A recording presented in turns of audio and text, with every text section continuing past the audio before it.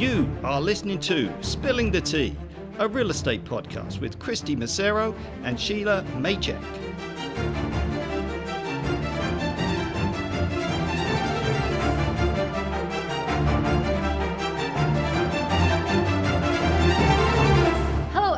And welcome to season 2 of Spilling the Tea. We are your hosts, Kristy Macero and Shelagh Maycheck. Hello. Happy April Fools, everyone. And speaking of fools, today's topic is all about navigating the world of fake buyers and sellers in real estate. Yes, this is a real thing, people, and we must not be fooled. Today we will be discussing in detail with past guest agent and my favorite licensed family member, Chris Linden, about his very own crazy experience with the world of fake. Also, backed by popular demand, we have homeowner and fellow law enforcement, Jay Skiro, for his commentary and perspective on these insane people and situations. My mom's calling again, isn't she? What? Popular demand? Yeah. I don't think so. No, actually, we had so many people reach out after your episodes. It was insane. Let's just take that. Actually, yeah. Ladies, he's taken. Shelagh, we're going to talk about realtor exposure. Okay. As a realtor, our information is everywhere. It has a multi-use purpose. First, when you're working with homeowners, you want to make sure that you are available to be contacted in the event somebody has an inquiry on your listing. And also, you want to make sure that people know how to hire you, right? So we end up putting our stuff out there everywhere. You want to make it as easy as possible for people to find you. Yes, we're basically everywhere. Shelagh, where are we? Where are we? We're like everywhere except for TV ads and the radio. Yet. Mark and my no words. bus benches. No bus benches yet. We're not bus benchers. Everything is yet. Yes. We could make some really fun bus benches, like ads waving to each other across the street. That's what I'm picturing. Or one on the bus. Yes. And the other on the bench. Yes. Yeah. Something happens magical when they pass each other. Yeah. I like it. So we're everywhere else. Yeah. Yeah, and of course there's always a double-edged sword when you put your information out into the world, especially to the public, because sometimes you get some weirdos. So Shelagh, we're going to go to you first, as we always do. Mm-hmm. How often do we encounter fake buyers or sellers in our industry? Oh my gosh. So we'll go emails first. Emails. Not too often, but every once in a while, like people will submit something on your website. Because they'll be like, I want more information, but it asks, sometimes it auto prompts, like, fill in your name and email, and they get things like 123 George Bush something, and it's like a fake name or a fake email, and I'm like, but I can't give you your information now because this is clearly not you, so you're just in limbo land. So it's just easier if they use their real name, yeah, so that just we can reply. Tell me so I can hunt you down. And what about website inquiries or texts or WhatsApp messages? Text, yeah. You'll get kind of the spam things like not necessarily I'm a buyer, but we have buyers for your listings. Pay us this referral fee and we'll send you 10 pre-approved clients right now. And so I'm like, obviously you pay. Obviously. Yeah. There was an email going around before that was like, could you send me more information on this listing? And it's got like, it's hyperlinks. Yeah, hyperlinks that like you just never click the hyperlink. Yeah. Unless it's from the Nigerian prince. Oh, just needs to transfer $1 million. Yes. I heard he's a good buyer. Yeah. But it's hard because you might not think, if you're getting, sometimes in our email inbox, through everything, we'll have like 50 emails that we're trying to clear through and delete or read and respond. And then you see something, you're going, oh yeah, okay. And then you want to click on it because our website will send us a lead and you click on the hyperlink to take you to our webpage where we can see the back end. Yeah. And so if you're going and you're not paying attention, you click that link, you're in big trouble. It's easy to do. We don't do it, but it is easy for some people to do. And we've had people in our office have their entire computer shut down. And it's a big panic because like your world is on your computer, right? Yeah. Okay, and what about Facebook messages?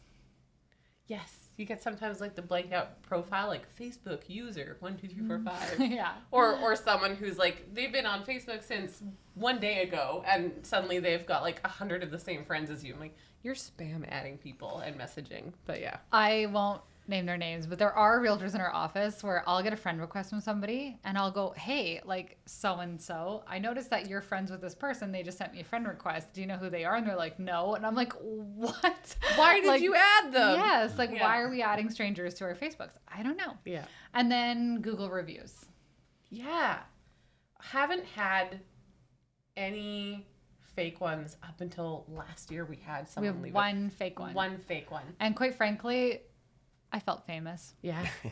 What's, You're like, there's a troll on it. Yeah. what's the point of a fake Google review? I don't know. People just troll. Like, they'll Yeah. just go write 1-star reviews on stuff that doesn't have anything to do with anything. Yeah. And like, but I It makes them feel drunk with 5-star power. yeah. Yeah. That's Yeah. a good power. Yeah. But it was we have one fake review on our. We've got over 100 reviews. They're all 5-star except for one person, and it's someone we haven't even. It's worked not real. with. Yeah, no, it's not. It is not real. Yeah. So it's but we leave it there because actually I think it kind of makes you look like more legitimate. Yeah. I thought anyway. Yeah. I felt So, like, famous. look, it makes us look human. Did they say why, or is it just a 1-star?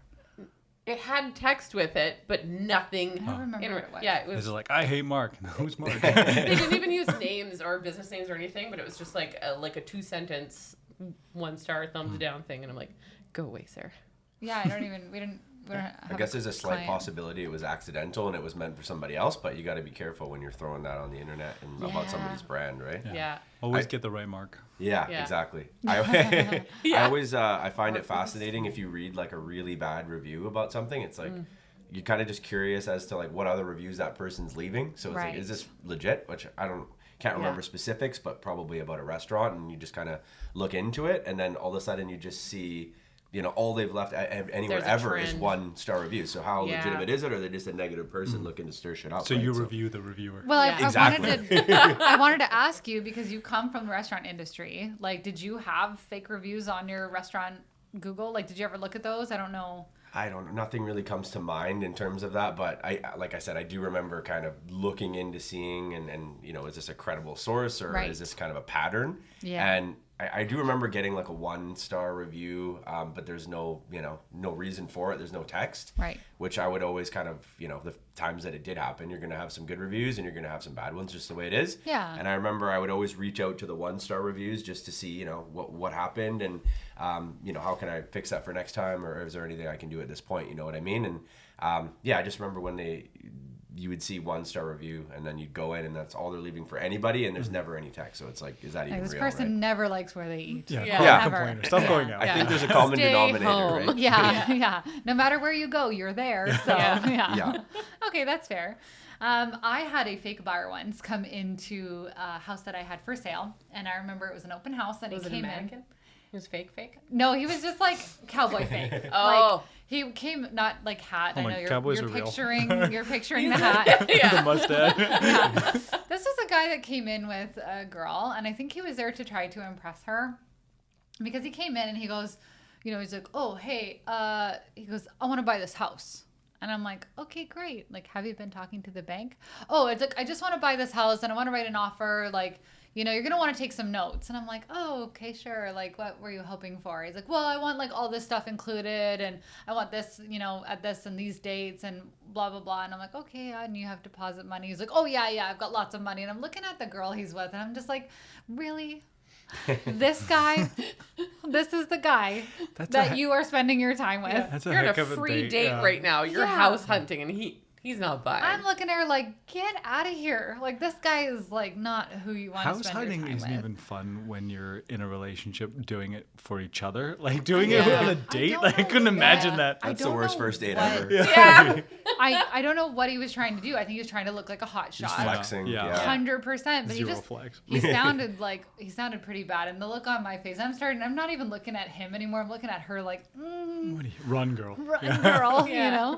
So I ended up Have you saying, seen the exit? She was just like, help me. help me, I'm Let's being show held. to the backyard. Go left. Yeah, exactly. But it was kind of the situation where I was like, okay, well, no problem. Like, let's meet on Monday. Obviously, I can't work with you here in my open house, but why don't we meet on Monday? You can come to the Home Life office. That's the brokerage I was at the time. And I said, we can drop some paperwork there and just make sure you bring your ID and, show me your pre-approval letter and all the rest. Well, the second you try to set a date and time with somebody, conversation loses its power almost immediately, right? Yeah. So I was like, oh, no, are you free on Monday? Because I'm free on Monday. Oh, you want to meet? Okay, does Tuesday work for you better? No, okay. Wednesday? Like, Pull out your calendar right yeah. now. So I basically made it impossible for him to show that he was serious, all while giving these run girl run eyes to the girl that he was with. Yeah. And like Blink, blink, blink. the guy was a joker. It's always. When it comes into your open house like that and somebody's doing that to you, it's pretty harmless because you can pick it up right away that they're not really serious. Yeah. So although it's totally foolish and kind of annoying, entertaining, but kind of annoying, it's very clear that it's not like a neighbor coming in. It's somebody who's there to just kind of make noise, right? Yeah, because sometimes you have neighbors come in and they pretend they're a buyer, and then you're like, oh, like, are you looking for long? And they're like, oh, I'm actually the neighbor. And Which you're is like, fine. Like, people can we don't come in. care. Come see what your neighbor has in their, living room. We know come check out the sofa. You looked at the photos anyway. We know So, you're gonna. So just say, hey, I'm a neighbor. I'm coming through. I'm just being nosy. Come on in. Who cares? We don't care. Yeah. It happens all the time, Yeah. right? You get neighbors to your Totally, opens. yeah. Yeah, 100%. And who knows? They might be potential customers in the future, right? So Yeah. it's, You never know. And they good could to- have friends or family members that they're trying to move into the neighborhood. Yeah. So we always welcome neighbors. Yeah. I didn't know that. I'm gonna go creep my neighbors' houses a lot more now. Yeah. Now that you know and it's accepted, great. I'm doing it. Yeah. Your furniture looks great from the yard. Yeah. Well, I've been watching your TV for the last week. What Yeah. you sitting on? Yeah. So Jay, obviously in your profession, you come across people who are not quite who they seem. How often do you get fake names when you're checking somebody? Fake names a lot. Do you play the name game with them? Yeah, I love the name game. Sometimes you repeat the information back to them and kind of screw it up a little bit, and then you can catch them. It's wrong or it's incorrect, but we get a lot of fake names. That's very common. And how often do you come across fake IDs? Fake IDs, not so much. I think that was a big thing when I was like 16 trying to get into a bar. But now most people, like the people that I deal with, they just don't carry their IDs on them. And they just force you to go through the song and dance of finding The name game. Yeah, the name game. It's so much fun. We're going to play the name game. Yeah. Yeah. Okay, that's fair. And then how often do you hear about fraudulent situations? Yeah. Oh, man. Frauds are getting actually pretty big now. Power of the internet. Yeah. Well, we were talking about like how the world is getting so accessible for everybody. You've got so many different bank accounts and online banking and clouds and iWallets and now whole new internet currencies. It's overwhelming. It's incredible, yeah. It is. So Yeah. and making it more so and more accessible for you has now made it so much more accessible for everybody else. But I think my favorite, going on a rant here, I think my favorite fraud was a couple of years ago. We have you know how people would hijack your phone and they would text your significant others via your phone number and then say, help, I'm in danger, kind of send money. And if you call that number, it'll be your other person going, no, I'm not in danger. They just hijacked your phone. But now with AI, what they're doing is they're finding your voice online through videos. And they're calling. So what we're getting a lot of is they're calling people from your phone number, being like, hey, I need money. You got to send me 10 grand. And it's your phone number and it looks like you. So it's been a bit of a tricky situation for us. For me, I say, you got to go back to those old stranger danger days, come up with a password. Yes, like, I was just going to say, come up with it was Michael Donaghy, I think, that got kidnapped from a playground. And then after that, everybody had like a password if somebody came to pick you up from school. Yep. Yeah. So I don't know, well, it'd be the same, exactly like that. So if my brother called me and said, hey man, I'm in trouble. I need $10,000. And I'm like, yeah, buddy, hold on. Apple bottom jeans. And if he's like, boots with the fur, checks out. I'm sending him 10 grand. Right? Mine was White Horse. Now I'm going to White have to horse? change it. you're not supposed It to is share not your the phone. same. Was. Oh my God, so good. Don't tell us your bank password. No. I tried to log in the other day when I'm saying like, oh, it's overwhelming. Yeah. I forgot my password. It locked me out. Oh, geez. Real quick, what's your pet's first name? Yeah. Chris, you've got so Chris Linden is my brother-in-law, so my nephews or his children. Do you guys have a family password? No. Don't say it just on air. Okay. Got it. That's a good Get idea. a I'm password. listening to you guys, Yeah. so Yeah. you never think about that. Yeah, so I mean, just- I could come up with a question that only they would know the answer to if it came down to it, but when things are happening like that, scammers are pretty good and they're quick on their feet as well. So My advice is that it doesn't even have to be a question that you're familiar to, because in normal conversation, you can pull that out. Just make it a silly phrase. yeah, Yeah. Like a That's a good go-to point. back and forth. When they get it Yeah. wrong, you're Yeah. like, you're an imposter. Yeah, but with voice AI now, it's getting bad. So And that's Yeah. why some of these frauds are intense People now. people will phone you and it's like you kind of know it's not a legitimate conversation, but just the questions they're asking, it's like what what would you even do with that? Yeah. But that makes sense. They're just trying to get your voice on, To recording. make it so they can sound like use something you. with it. Yeah. That's scary. Yeah. It's difficult in real estate though too, because you want to be like, reachable Yeah. if you've got listings. You pick up the phone, you're like, hey, I'm so-and-so, and you Yeah. say your name and where you're from and everything, and then they're like, excellent, click. Yeah. Yeah. And what's your oldest cousin's name? Yeah. It's like, oh, okay, yeah. Yeah.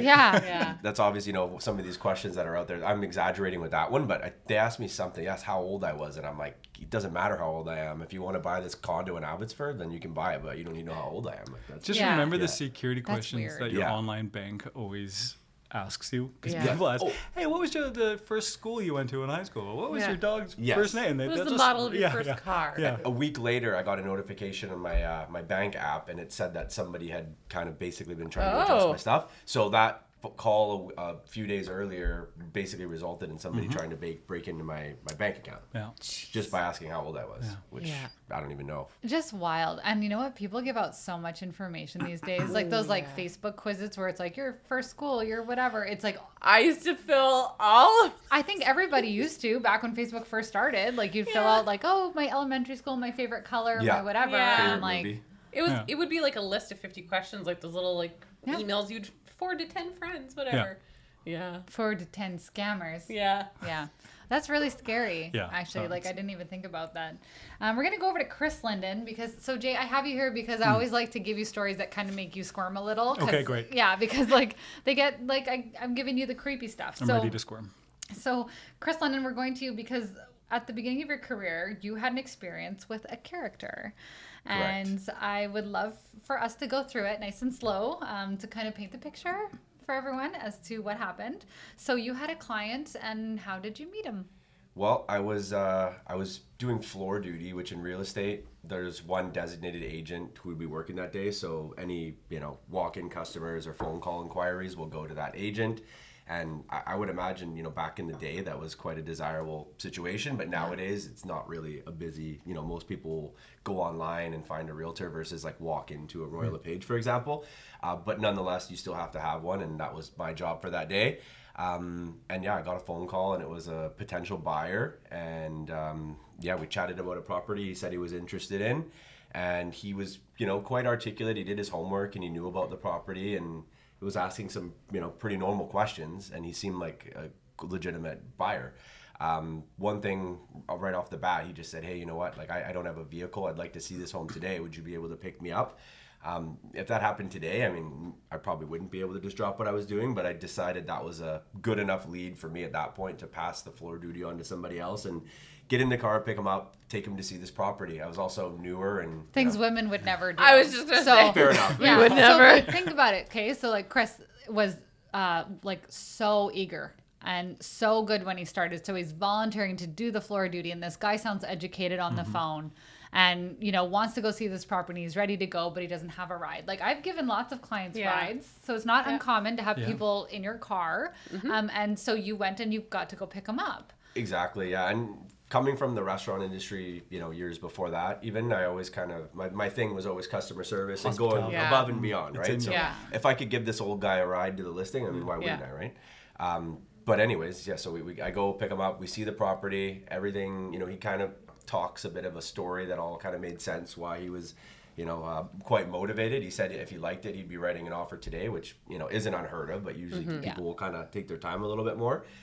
So we saw the property, he liked it, and long story short, he asked me to prepare an offer for him, which, like I said, he had kind of painted the picture of why he was doing that, and it all seemed kind of normal. You're like, nothing- okay, he's nothing saying what suspicious at this he's time. doing what he Was it said just to do. him buying? Did he have a wife or family, or was So there anybody?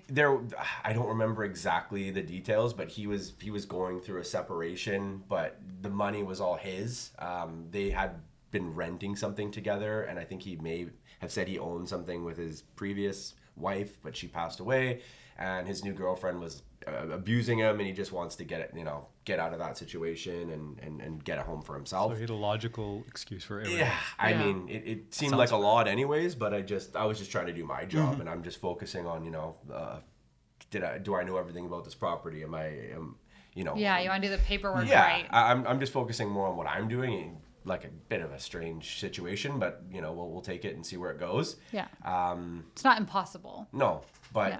where it kind of, am I jumping the gun or is No, this no, okay? I think you're leading in because I was about to ask, like, when did your gut kind of tell you that something was maybe off? So the property that he was interested in had been on the market for about 3 weeks, I believe, and there was no other offers on it. So the logical way to approach that, my advice for him was to, if he's going to give an offer, put it a little bit under asking to see if he can save himself some money, negotiate, because I'm representing him, obviously, and I want to see him get the best deal as possible. Not saying lowball him, but, maybe 10, 20 grand under asking and see where that goes. Yeah. And right away he just said, no, he's like, just send full ask. I just want it done. And I'm like, really? Like, there's no harm. Like, I've already confirmed with the agent that there's no pending offer. Yeah. There's no competition. There's no reason to Send do this. 10K under, man. Like, just see if you could get a few bucks off for yourself. And he's like, no, that's fine. I'm like, okay, sure. I tried, but so I put, a full asking price. And then I said, what about the deposit? Typically that'll be about 5-10%. It's really just kind of a formality that solidifies the deal. It sits in a safe until completion. And at that point, it'll go towards your down payment. Like I said, typically about 5 to 10%. Let's say the home was $1 million. You're looking at, 50 to 100 grand for a typical deposit.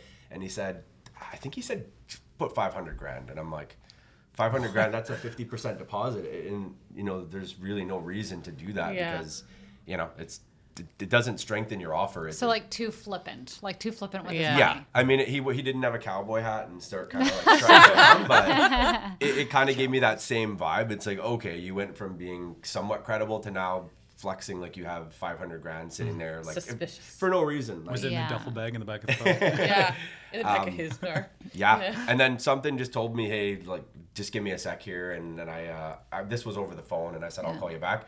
Googled him, and what do you know? There was 10 years of history on him that was basically saying that he was involved in all of these different fraudulent situations, I guess you would call them. Man. He basically, he was doing it with luxury, like, and I'm lucky Google had this. It was just a thread of people who were just exchanging stories on this guy. Because he gave you his ID, right? Like, He did, yes. I think I remember, because I remember, I can't remember where I was, but I remember you told me, you were like, I Googled his ID, his name on his ID. Yeah. So I was like, oh, he gave you his ID. That's pretty good. Yeah. But Chris, literally just typed it into Google. Like, you guys know, if you type someone's name into Google and, news articles and shit come up, Yeah.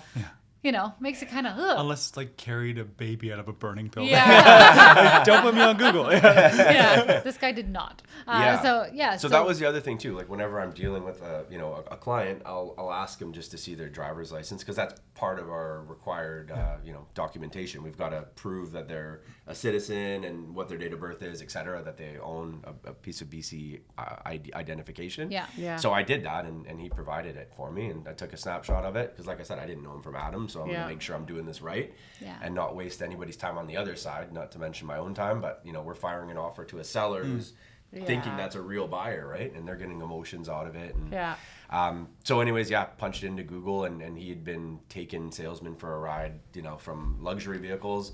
And I felt right away, I was upset, but I was also embarrassed, because I was like, man, like, why didn't I catch that? I actually spent the afternoon with this guy just screwing around here. But then after reading some of the stories, he had taken certain real estate transactions all the way to completion, which means he had skipped the whole deposit scenario, because his, there was a confession from a realtor saying this guy took a transaction all the way to completion. Every time we'd ask for the deposit, there would always be another story on why it wasn't coming, or a different elaborate reasoning, and that it was just being held. And basically, one situation, the sellers ended up buying something else, so they're relying on this guy to complete. Oh, wow. Yeah, He's messing with people's They booked lives. movers, and they had everything, and then they find out on completion that this guy is not actually going to complete. He just didn't show up to the lawyer's office, and he took it all the way to completion. And I think that was a domino that fell and broke the seller's purchase, and then another one after that. So there was 2 or 3 deals that Huge houses in a impact. chain. yeah. And so after reading that, I'm like, well, thank goodness I was able to at least do it before we sent out any offers. Yeah. I did tell the listing agent that they had an offer coming, so he was probably, a little disappointed, but he was thankful that, we caught it ahead of time. And such a weird thing to experience. But, So when you learned that, and you were like, oh my God, this guy is a joker. Yeah. Did you end up calling him, or did you text him, or how did you kind of break up with him? Because I phoned first, because I was unsure of what my legal obligation to him was, because I I had basically taken him on as a client. So Right. I'm loyal to this guy as a client, although I don't want him to be my client anymore. Yeah. I got to make sure that I, don't do Yeah. something that breaks my, my rules as a representing him. So I called the real estate board and just kind of quickly explained the situation, and then they said just fire him. Like, you don't need anything in writing. Right. More or less, I forget what the exact conversation was, but I basically just called him and said, hey, you know what, I'm no longer comfortable representing you. I'm not going to elaborate any further because I wanted to cuss him out, but there was unfortunately that's the bad ending here. I still have his name though. If you want to look it up, I'm willing to give him a There's call. a list. Yeah. We'll talk. Maybe we can go and have a chat with him later on. But I just kind of took the high road and said, hey, you know what, thanks, but no thanks. You can go find somebody else. And I did give his name to the real estate board just in case his name resurfaced. Right. They never have a record of it. Yeah, and there's real there still is and was realtor chats on Facebook, Yeah. and I threw it into several chats, just basically, hey, if you guys come across a buyer who seems super eager and and has this to say, I found a lot of information on him. He's been doing this for years, and he's like basically a notorious time waster. I mean, it would keep psychiatrists quite busy analyzing. Still to this day, I struggle. Sick. Yeah, It's kind of sick if you think about it. Like, that's somebody who knows they have no intention on doing it. Yeah. They basically do it for entertainment. yeah, I struggle to find his motivation. But still. why? Yeah. That's the big question. Why? Right? Entertainment, bored. Because it's not like you get any money out of that. No. He it's gets nothing from just that. the joy of wasting somebody's time, or maybe he's super lonely and he just like wanted me to go for a drive, like the journey is the destination kind of thing. I don't know. But yeah. Yeah, I like to think I'm pretty lucky. Like, I are very lucky. I got a perfect, family, and even when I go to the casino or football pools, I'm lucky. But that day it was just unlucky. Just picked up the phone, wrong place, wrong time. It's not like he sourced me out. He just called Royal LePage, and I happened to pick up the phone. Yeah, and I was his next. Just happened to be his target. So Yeah. That is frustrating. Yeah. And it's kind of scary because you don't really know sometimes who you're meeting and you don't really know their history. Right. And we are supposed to meet with people and scan them ahead of time and all the rest. But sometimes the market is moving fast and you got to stick them in your car and you got to get out there pretty quickly. Obviously, like, it's unfortunate, but rules are a little bit different, especially with females. Like, we don't go pick up strangers in our car, but a lot of men do it. And they go and they show these properties, then you're alone with that person. And so this guy, he was just a time waster, but it's not like he was violent. It's not like anything happened to Chris, like physically or anything like that. So, but very odd. And on the note on Facebook, like, there are real estate groups online. We have to be very careful about what we share in there, and everybody does a pretty good job of keeping it clean. But sometimes someone will throw out and be like, well, hey guys, like, Lloyd is at it again or whatever. Yeah. Because what they'll do is they'll Lloyd, I dealt with him and such, Lloyd, he's starting to look at the big properties again. It's and like, good that you guys do that though, because like I don't know about that, but it's so good that like the community, you guys all share those stories and have that kind of almost like a little intranet of information, so that you can check up on that and see these like, schmucks who are playing. Be aware. Games. The schmuck is out. The schmuck is out. Yeah, that's right. The schmuck is on the loose. Yeah. Yeah. Because ultimately, and it sucks because like there are people who pay attention to those chat groups and there are people who do not. And I don't know why they do it, but there are, and it's not just this guy. There's like little old ladies that do it. There's all kinds of people who do this, and we don't know why. Why? What would you benefit from that? I don't know. If like this I is said, you and you're listening, psychiatrists will talk about it for it's endless. Yeah, we want to don't know. know. We want to know. I think maybe they just don't have any impact on any of like their immediate family's lives that surrounding them. They just have such a little impact on their lives that they want to just make that phone call and change somebody's course of a day. Like they could get somebody in a car So like, and all of I a sudden have power over this. Yeah, I think that might be. It's a little bit of power, Control. a little bit of thrill, and just a little bit of liking to waste people's time. It's bizarre. Maybe they have like a pool, like, how long am I going to keep this guy on the hook for?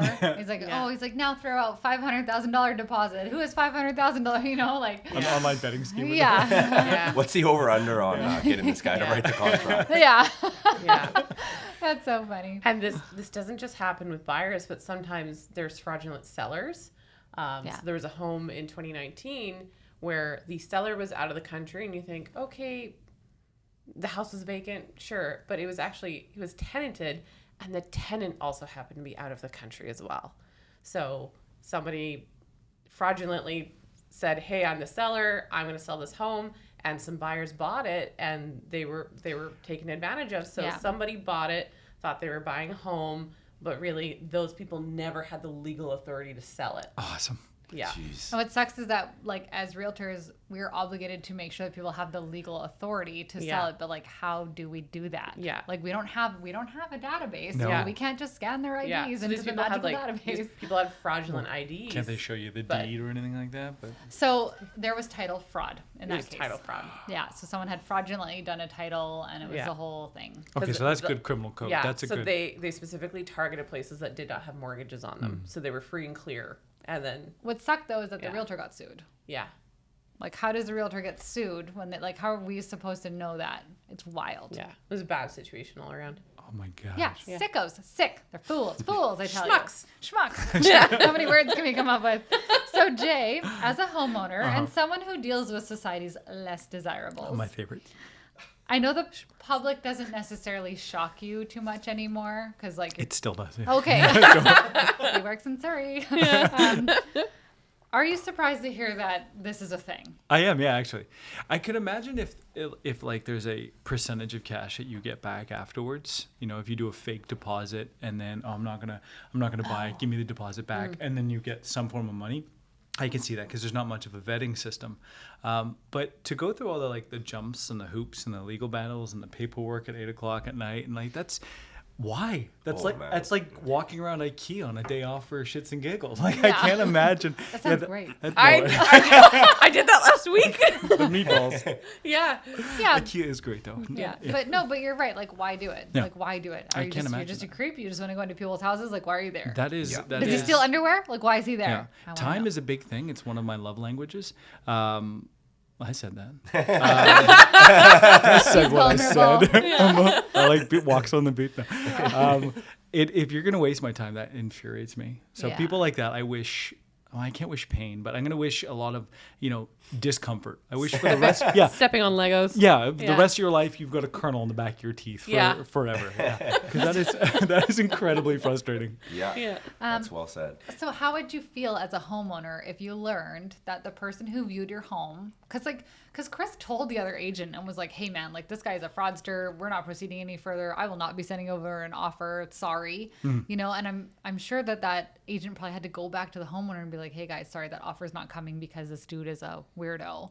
How would you feel being that homeowner hearing that some like freak was in your house? I mean, ultimately, if I'm not already selling my property with excitement, if it's like your story where you were just kind of bothering people's time, not you, but he was, I think as a homeowner, I would be initially obviously upset because it's a waste of time. But I think I'd be very pleased with the outcome of you and the other agent being like, yeah, hey, listen, sorry, falling on your sword almost. We screwed up. This guy's a fraudster. We're not pursuing. Like for me, that's you caught it. Like, Yeah. you filtered it. That's why when you say you were that's the whole embarrassed, like you point. caught Caught it. it at the No, you exact caught it. right That's the moment. entire point of it all. Like I'm Yeah. not going to catch that. So you did your vetting. You did a Google search, which I think is actually a pretty smart idea. Before you take any of your clients, go, yeah, absolutely. Let me run to the washroom real quick. Quick Google search. Do Every you girl do ever. that now? Yeah. Do you I've Google all never your done clients? that any other time. Oh, It's not like my go-to move. No, like I said, like this guy's trying to throw, That one throw cash guy. around like it's nobody's business. So. Yeah. You know what you guys You need to do? just- Realtors Yeah. need to hire like 14-year-old girls with Facebook. Yeah. And just be like, hey, this is a new Or client. maybe And let people them of age. find. Yeah. No, I mean like, because like teen girls will find everything Yes. online. Oh, we right? have a friend. We have a girlfriend. We have a friend. who Like, will do like this reverse is our image new searches client. Yes. and like find like she will dig. Yeah. She's like, She this was- is a Yeah. fake dating profile. Here's who it actually is. Yes. I'm like, you had the photo for 30 Yeah. seconds. Oh, yeah. How did you do To this? find what my favorite food was in 2012. Like, do it. Yeah, but everybody Yeah. needs that friend. No. And Yeah. honestly, like I feel like we should probably do a better job of Googling. And there is CSO Online, which is the court registry service. So you Right. can kind of put names in there and find out Yeah. who's got things against them. I wish I learned that earlier in my life. Yeah, I have zero clue on how you guys vet or if there is a database as a homeowner. I have no idea. No. So the fact that you caught it, doesn't matter how long it took, the fact that you caught it, that I would be very pleased with that. I Yeah. appreciate that. That makes me feel better. I mean, at the time, like I said, I felt embarrassed for a couple days. It was like a really bad hangover feeling for a couple days after. It was just like, oh Yeah. man, how could I let that It's a happen? shame over. Yeah, shame over. Shame Shame over. over. I didn't know that was a thing. Yeah. But no, at the end of the day, just knowing, like you said, like avoiding the whole problem and not, getting in a situation like the other family was, expecting them to complete buying a house and then having it all fall apart. Could you imagine? And how frustrating is this that he hasn't, like, not in your situation, like, he didn't technically break any laws. No. Right? So say you call 911, right? Jay gets this call or it comes through a call center, which they're not going to dispatch out because it's nothing.